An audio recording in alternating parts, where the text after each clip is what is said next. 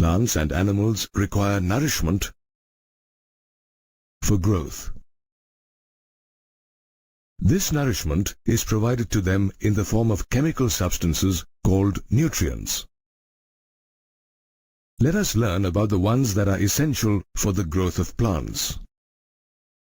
Nourishment is the process of absorption of various mineral ions by the plants for their growth and development. Plants absorb inorganic elements like hydrogen, oxygen, carbon and nitrogen from air or water. Water absorbed from the soil contains dissolved nutrients like nitrogen, phosphorus, potassium, calcium and magnesium, amongst others. As the sources of these inorganic elements are minerals, the elements are called mineral nutrients, and thus the nutrition is known as mineral nutrition. Roots absorb 60 of the 105 elements found in nature. However, only 17 of them are considered essential for plant growth and development. In 1939, Arnon and Stout proposed the characters that make an element essential to a plant. The element must be absolutely essential for supporting normal growth and reproduction, which cannot proceed without it. The requirement of the element must be specific and cannot be replaceable by another element. The element must be directly involved in the metabolism of the plant. Based on the above criteria, the essential elements are further divided into macronutrients and micronutrients. The elements that are required by a plant in large amounts are called macronutrients. Carbon, hydrogen, oxygen, nitrogen, phosphorus, sulfur, potassium, calcium, and magnesium are macronutrients.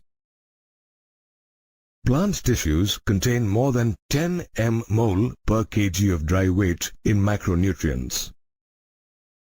Of these, carbon, hydrogen and oxygen are mainly obtained from CO2 and H2O, while the others are absorbed from the soil.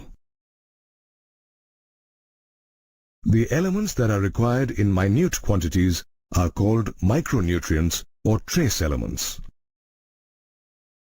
Iron, manganese, copper, molybdenum, zinc, boron, chlorine and nickel are examples of micronutrients.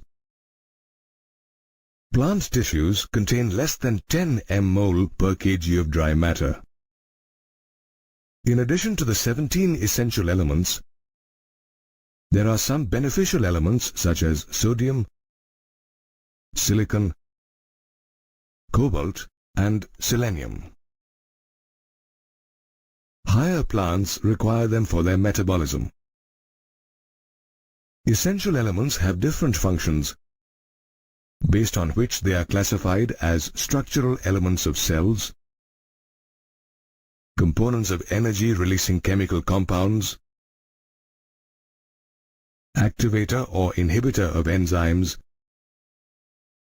and elements that maintain osmotic potential. Elements like carbon, hydrogen, oxygen, and nitrogen are the components of biomolecules that are essential to a plant. Elements like magnesium and phosphorus are the components of energy-releasing chemical compounds like chlorophyll and ATP.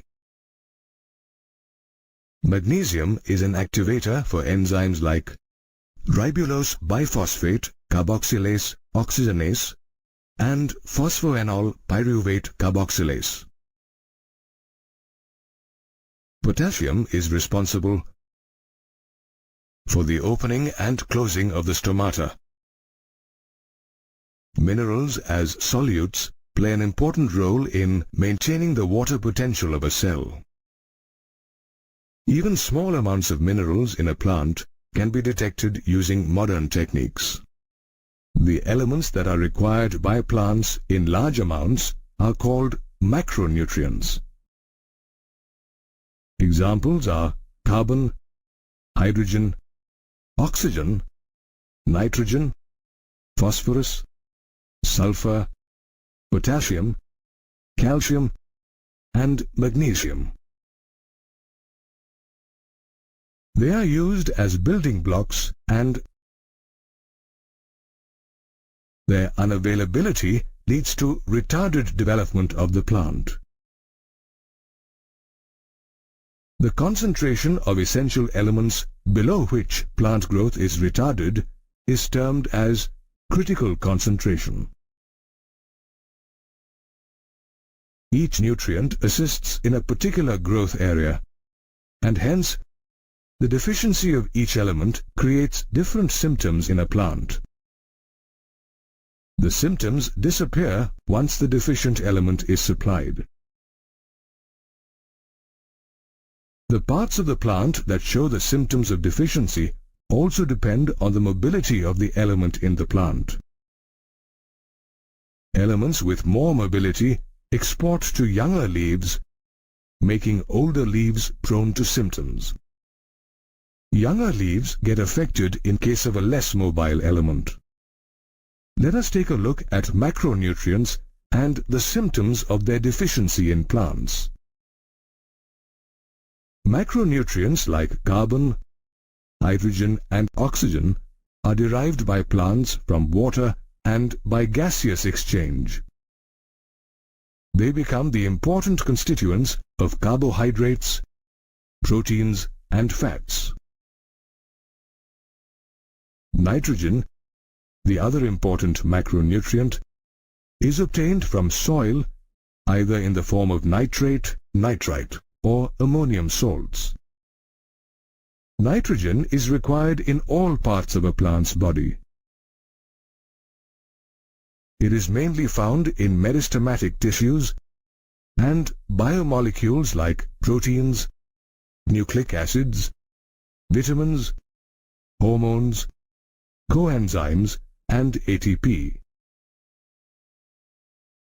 The deficiency of these elements leads to symptoms like stunted growth, chlorosis, and inhibition of cell division. Phosphorus is absorbed by plants from the soil in the form of phosphate ions. It is required more in younger tissues like root tip and stem tip. It promotes healthy root growth and fruit ripening. It is an important constituent of cell membranes, nucleic acids, nucleotides, and coenzymes. Phosphorus is required in all phosphorylation reactions of the plant. The deficiency of phosphorus causes symptoms like loss of older leaves, poor growth, dull green coloration of older leaves, and yellow coloration of lower leaves. Potassium sulfate and potassium nitrate supply the plant with potassium. It is required by meristematic tissues, buds, leaves, and root tips. It helps to maintain the anion-cation balance in cells. It is involved in protein synthesis, opening and closing of the stomata, activation of enzymes, and maintenance of turgidity of cells. The deficiency of potassium leads to chlorosis, necrosis, rosette or bushy habit of growth, reduction in stem growth, and inhibition of cell division. Plants obtain sulfur from the soil.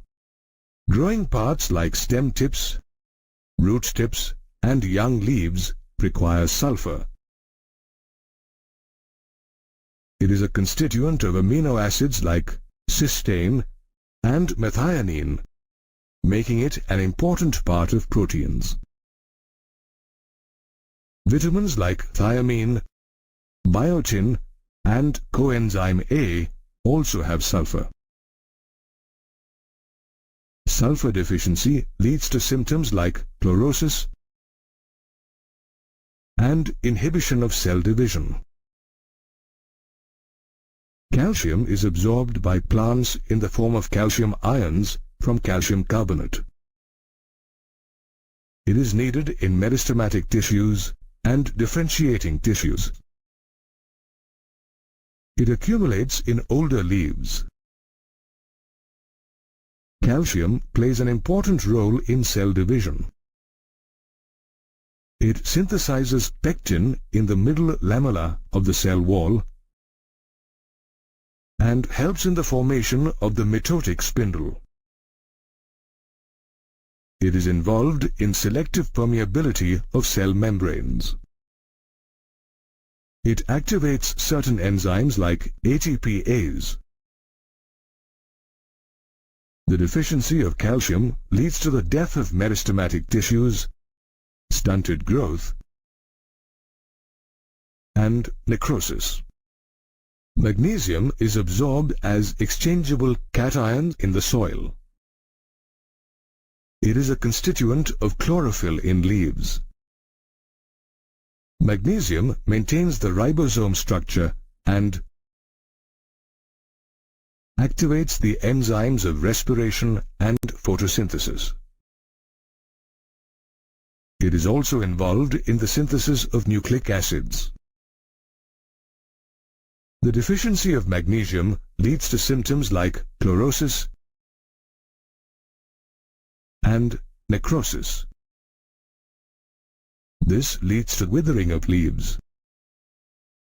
The elements that are required in minute quantities by plants are called micronutrients or trace elements. Some examples are iron, manganese, copper, molybdenum, zinc, boron, chlorine, and nickel.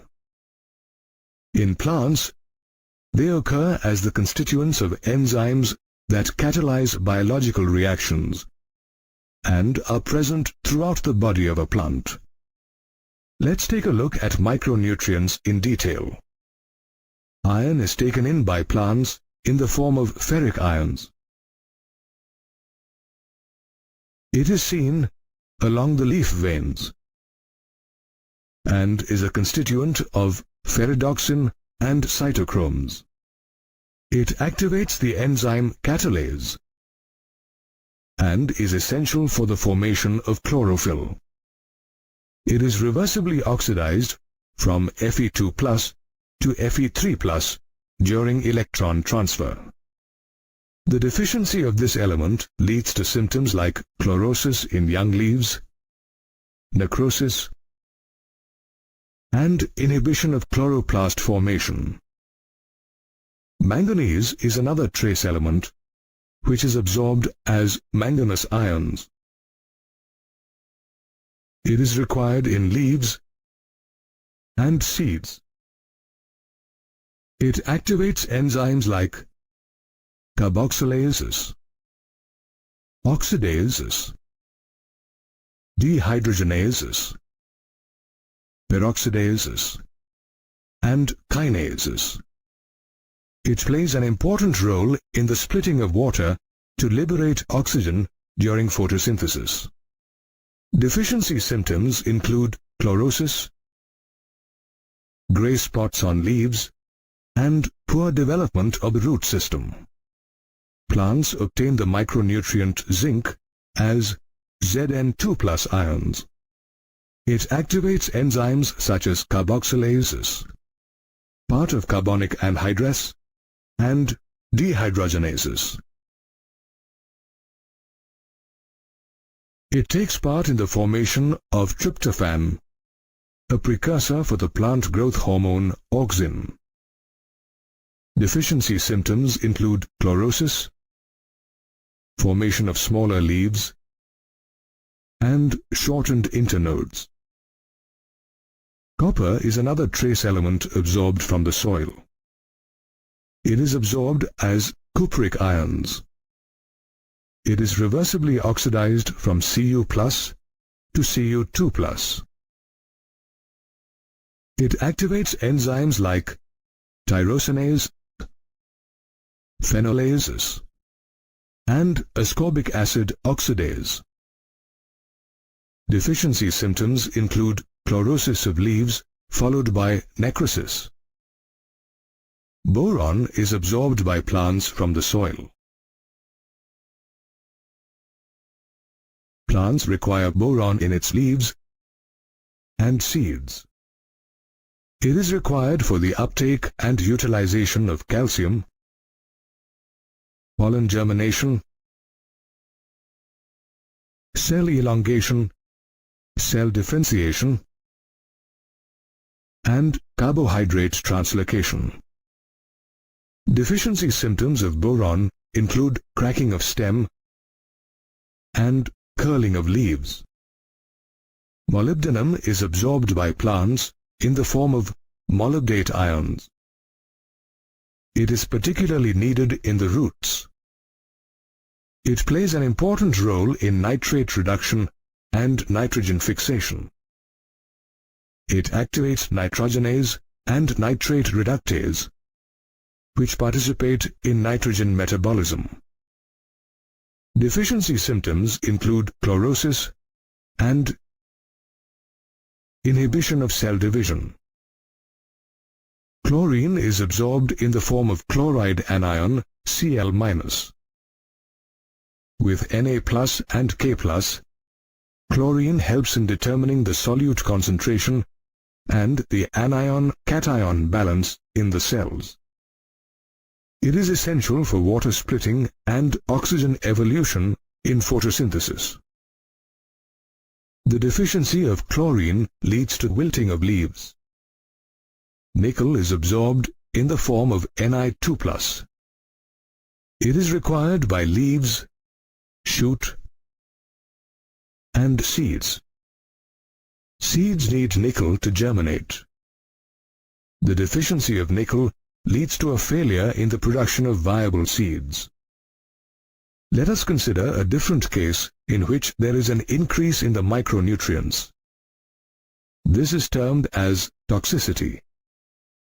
Any mineral ion concentration in tissues that reduces their dry weight by about 10% is considered toxic. Toxicity levels differ from plant to plant. In soybean, manganese is toxic at a concentration beyond 600 mg per gram. The sunflower plant shows toxicity symptoms only beyond 5,300 mg per gram. Sometimes, due to the excess concentration of an element, the uptake of another element may decrease. For example, excess manganese competes with iron and magnesium for nutrient uptake. The excess manganese also competes with magnesium. Manganese toxicity results in brown spots in leaves and chlorosis. Excess manganese in plants checks the flow of chlorine to the shoot apex. That is why manganese in toxic concentrations leads to deficiency of iron, magnesium, and calcium. Studies on the mechanism of absorption of elements in plants have revealed two main phases of absorption. The first phase is a passive process, and the second phase is an active process. The first phase involves a rapid uptake of ions from the soil or atmosphere to the outer or free space of cells, called the apoplast. The second phase is the slow movement of the ions from the outer space to the inner space of cells, the symplast. Let us learn about the passive and active transport of elements in detail. The first phase involves the movement of elements into the cell wall and intercellular spaces. The absorption of ions happens through the ion exchange process. The passive movement of ions into the outer space of the plasma membrane usually occurs through ion channels.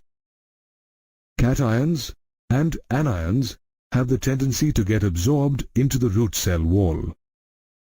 These ions get exchanged with the ions in the soil solution. The transmembrane proteins in the ion channel function as selective pores. For example, K+ can be exchanged with the H+ ions from the cell. The second phase involves the entry or exit of ions to and from the symplast.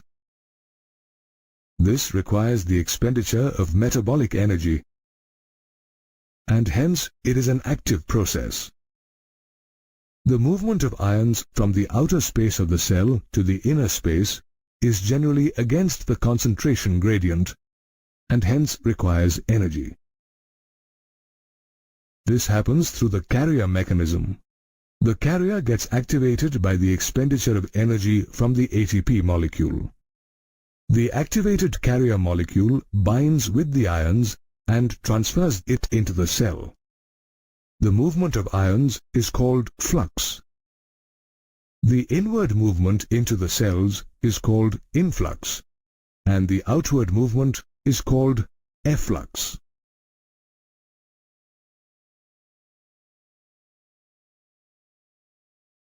The movement of ions from the root cells to other parts of the plant happens through the xylem tissue. The xylem carries the ions along with water. This is called translocation. Translocation is aided by transpiration. An analysis of water in the xylem shows the presence of mineral salts. Soil provides stability to a plant, along with air and water. It is a reservoir of all the major nutrients needed for the plant. Soil is formed by the weathering of rocks, which provides the soil with minerals. This is termed as mineral nutrition.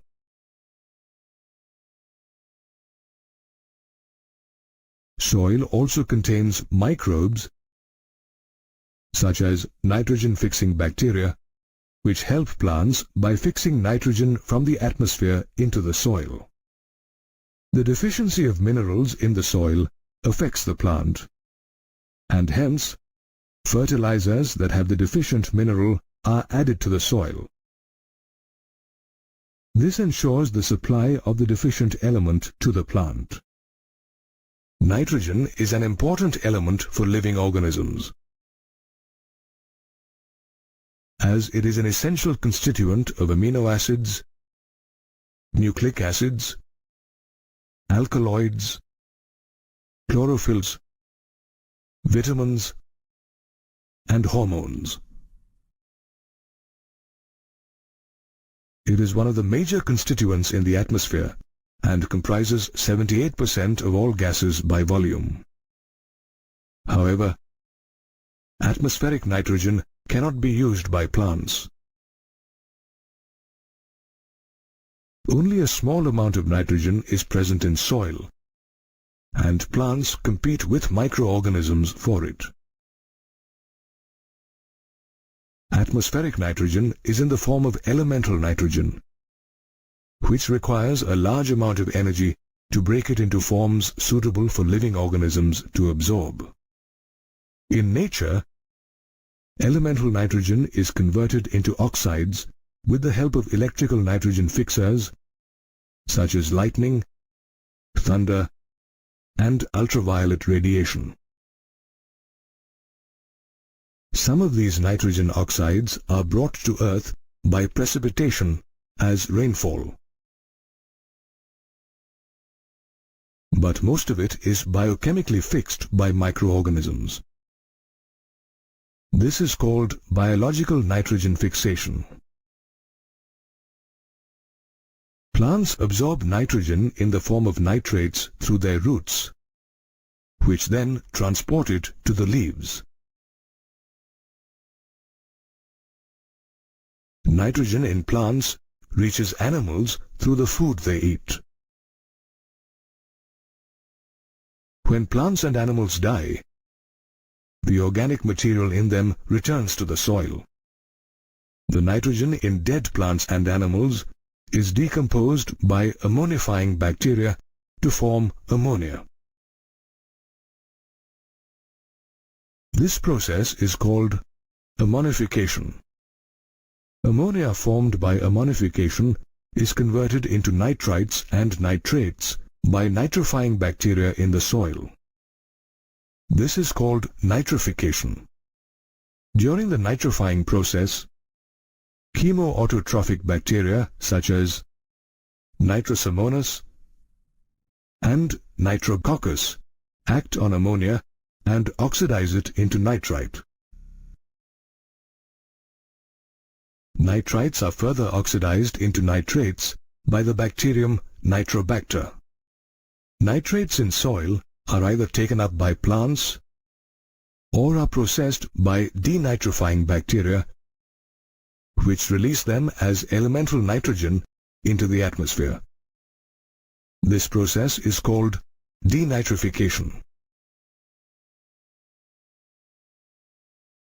Examples of denitrifying bacteria are Pseudomonas, Thiobacillus, and Micrococcus.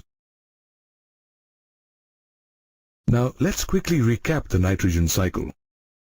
Atmospheric nitrogen is fixed into ammonia biologically by microorganisms. Industries, forest fires, automobile exhaust, and power generating stations also release oxides of nitrogen into the atmosphere through combustion. Ammonia in soil is converted into nitrites and nitrates by nitrifying bacteria, thereby enabling plants to absorb nitrates from the soil. Nitrogen compounds from plants are passed along the food chain to animals, which ultimately return it to the soil when they die. Nitrogen from the dead and decaying organic matter is converted into ammonia by ammonification. Denitrifying bacteria then convert the nitrates back into nitrogen. In nitrogen cycle, we learned that air is a very rich source of nitrogen. The use of microorganisms is one way to make atmospheric nitrogen available to the soil. Let us study this process in detail. In the atmosphere, nitrogen is available in diatomic form. Only a few microbes can fix this nitrogen. These microbes have a special enzyme called nitrogenase, which reduces nitrogen to ammonia. The process by which these living organisms fix atmospheric nitrogen by converting it to ammonia is called biological nitrogen fixation. Nitrogenase is sensitive to oxygen. Even low concentrations of oxygen can make it irreversibly inactive. Microbes that possess this enzyme are called nitrogen fixers. Nitrogen fixers live independently or as symbionts. Examples of free-living aerobic nitrogen fixers are bacteria such as Azotobacter, Clostridium, Klebsiella, and blue-green algae such as Anabaena and Nostoc. The bacteria Rhodospirillum is an anaerobic nitrogen-fixing agent, but it can also exist in aerobic conditions. Nitrogen fixation is slow in free-living microbes due to the energy requirements. Nitrogen reduction needs ATP to supply energy. Some nitrogen-fixing bacteria exist as symbionts. Rhizobium is known for its symbiotic association in the root nodules of leguminous plants such as beans, peanuts, lentils, and so on. Non-leguminous plants such as alder, alnus, ceanothus also associate with frankia in the nodules of their roots for nitrogen fixation. These nodules in cross-section appear red or pink due to the presence of an iron-containing protein called leg hemoglobin. Let us take a look at how rhizobium helps plants. Rhizobium in the soil multiplies around the roots and gets attached to root hair or epidermal cells. Root hairs curl, indicating the presence of bacteria. These bacteria reach the cortical cells through this root hair. Then the bacteria stimulate the inner cortical and pericycle cells to divide. These cells get differentiated as nitrogen-fixing cells, and a nodule is thus formed. Through vascular supply, the nodule is ensured of nutrients and energy from the plant. The enzyme secreted by rhizobium, nitrogenase, is a molybdenum ferrum protein and acts as a catalyst in the conversion of nitrogen to ammonia. As nitrogen is sensitive to oxygen, the nodules are adapted to protect the enzyme from exposure to oxygen. Leg hemoglobin, the iron-containing protein in the root nodule, acts as an oxygen scavenger and prevents its exposure to nitrogenase. Nitrogen requires 8 electrons, 8 protons, and 16 ATP molecules of energy for the formation of 2 molecules of ammonia. Therefore, 1 molecule of ammonia requires 8 molecules of ATP. These 8 ATP molecules are provided by the ATP released during respiration. Let's see how the enzyme nitrogenase converts nitrogen to ammonia. Nitrogenase first binds with substrate nitrogen and reduces it by adding 2 hydrogen atoms during each of the 3 stages until it finally forms 2 molecules of ammonia. After that, the enzyme is re-released to bind to another molecule of nitrogen. In physiological pH conditions of the plant, ammonia molecules take up protons to form ammonium or NH4+ ions that are channelized and used in the synthesis of amino acids. The ammonium ion ultimately forms the amine group of the amino acid. Amino acid synthesis in plants takes place in 2 ways: reductive amination and transamination. When ammonium ions react with alpha-ketogluteric acid, it reduces it to an amine and forms glutamic acid and water in the presence of the enzyme glutamate dehydrogenase. Hence, this reaction is called reductive amination. The energy required for this reaction is obtained by the oxidation of NADPH to NADP. Transamination involves the transfer of one amino group from an amino acid to the keto group of a keto acid. The reaction is catalyzed by a family of enzymes called transaminases. This is analogous to a double displacement reaction where there is an exchange of an amine group of one amino acid with a keto group of a keto acid. This results in the formation of asparagine and glutamine from aspartic acid and glutamic acid. This process takes place due to the replacement of the hydroxyl group of the carboxyl group of aspartic and glutamic acids with the amino group. Amino acids are usually transported through phloem, but compounds such as amides and ureides, owing to a greater nitrogen to carbon ratio, are easily transported through xylem.